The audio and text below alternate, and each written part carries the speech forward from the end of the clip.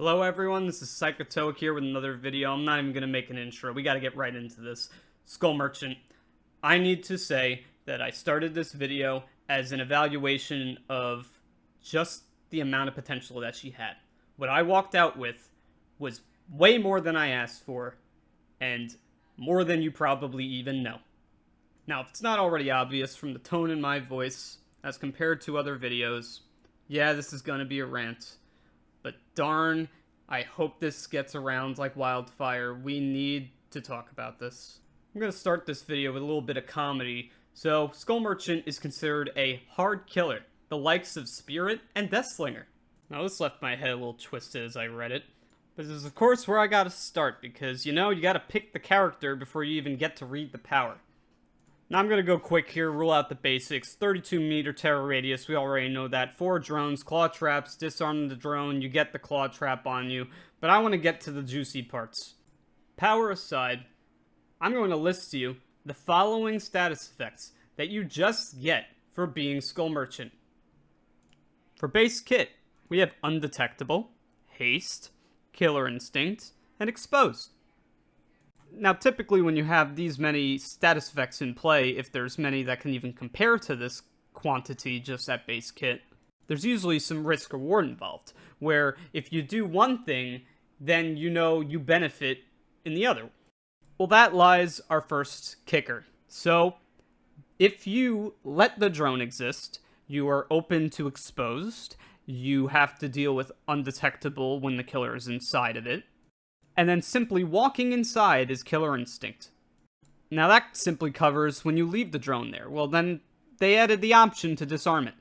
Well, when you disarm it, for every person that disarms the drones, Skull Merchant becomes faster. And thus we have found our haste status effect. And on top of that, we found the issue with this killer to start with, at least. No matter what you choose, you lose. Now let's set a foundation real quick. Skull Merchant is not a trap killer. She is an area denial killer, where no matter what you choose, she will know where you are. And second off, her drone count cooldown is imaginary, as she can take them away and put them back, avoiding the entire cooldown mechanic of reactivating your drones. Now just to make sure we're all on the same page, let's review. Undetectable. Base kit. Haste. Base kit. Killer Instinct. Base kit. Exposed. Base kit. Now, if I was to compare this to your everyday fast food restaurant, I would consider the base kit to be the equivalent of just going in there and getting the value burger. Now, when they ask you to upgrade to a meal, that is what I'm going to call this section of reading out all the add-ons that just do additional stuff. And when I say additional, I simply mean additional. 0 exceptions, with the ironic exception of a single iridescent add-on compared to the purples, the greens, the yellows, and the browns. For everything I'm about to list is not upgrading the power. They are simply new mechanics that you just get. Those being Oblivious, Hindered, Exhausted, Hemorrhage and Mangled, Blindness, Huntress Lullaby, Unnerving Presence, Aura Reading, more Aura Reading if Killer Instinct and the other Aura Reading wasn't enough because it stacks. Now let me just say, if I was a hillbilly player, I'd take 1, 2 of these add-ons and just be happy. She has all of these. And then, of course, I had to skip over it because I'll make a point here in a second. She has the classic, my power lasts longer, I recover this faster, they take longer to do that, I get to do this quicker. But let's be clear here.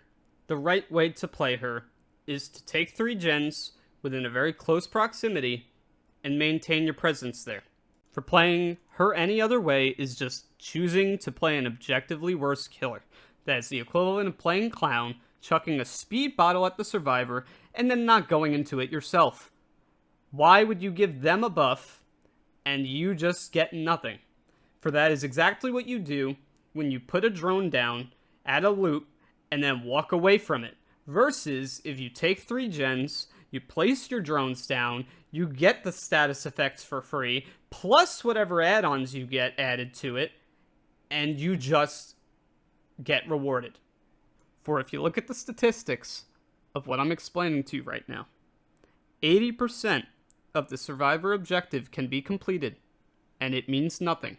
You can do 0% of your killer objective, and it will win you the match. For after 1 hour, the match ends, and it counts as a 4K.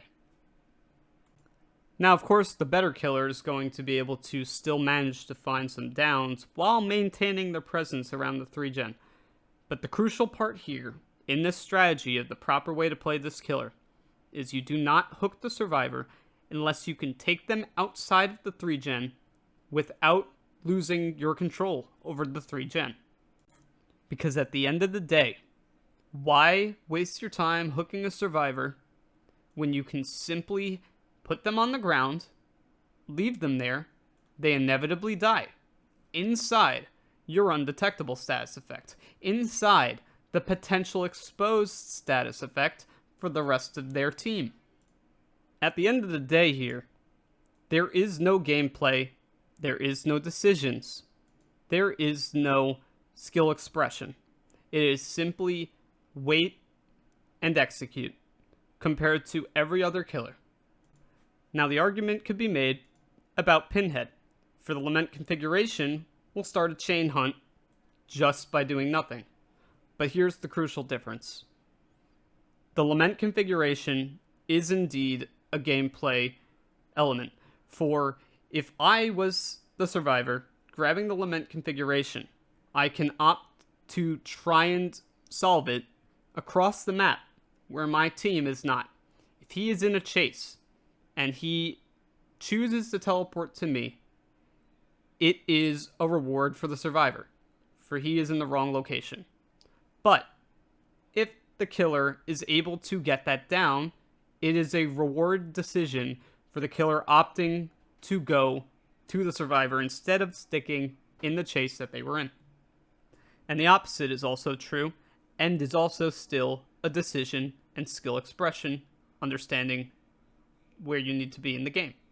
Because if you choose not to solve the Lament configuration, and you just hold on to it, you are now rewarded because the longer you hold on to it, the longer it will be until another chain hunt. But you will be doing less, and if you are found, it will activate a chain hunt instantly upon going down. But now that is interesting and required decisions, because the Pinhead would want to maybe resolve that issue and maybe try and get the chain hunt. But they also might be wasting their time, and them doing less maybe is okay. It's a risk-reward on both sides. Unlike the drone, where regardless of what you do, there is a benefit, because at the end of the day, all the drones need to achieve is buff the Skull Merchant, be there to give us information, and just we hold the 3 gen. This is why chase killers are better for the health of the game, because it rewards the player for having the opportunity to utilize movement and to make crucial decisions that will impact both sides of the game and are involved and interactive for both sides, where this is the absolute opposite. Not only is it the absolute opposite, we circumvent all of it. For there is 0 movement, we are stationary, exactly where we are, on the 3 gen as Skull Merchant. And there are 0 decisions to be made, for the decision is simply in the strategy, replace the drones, kick the generators, hit survivors so they leave. If they get downed, we just leave them there. And we keep on doing. We just wait and execute. This is just, at the end of the day, to raise awareness for the issues that lie with this killer. I am a killer main, but this was not rewarding. This was not satisfying. This was not interactive. This was not fun for anybody. For instead, I walked out of it agitated, aggravated, informed, and blown away that this ever released in the first place. Also, this is not an opportunity to start getting angry at the people that play this killer who spent their hard-earned cash to get an experience that they so willingly chose to buy. And they can play the game however they want to play. If this is fun for them, that is good. Objectively, I don't believe that the community is wanting this direction for the game. So please, don't be a jerk. It's a game. At the end of the day, that is what it is. And if the game goes on the way it is, so be it. That's the experience that behavior was aiming for. And it is technically not in the game up until this point. We haven't had an area denial killer. We have had trap killers like Hag and Trapper themselves, but this is not that. And if they want it to be that, despite it being a bad mechanic for the game, so be it. Don't be a jerk. We all want the same thing here. A good Dead by Daylight that we can play for the next years and years and so on. I hope you learned something. I know I sure did. For better or for worse. See you next time.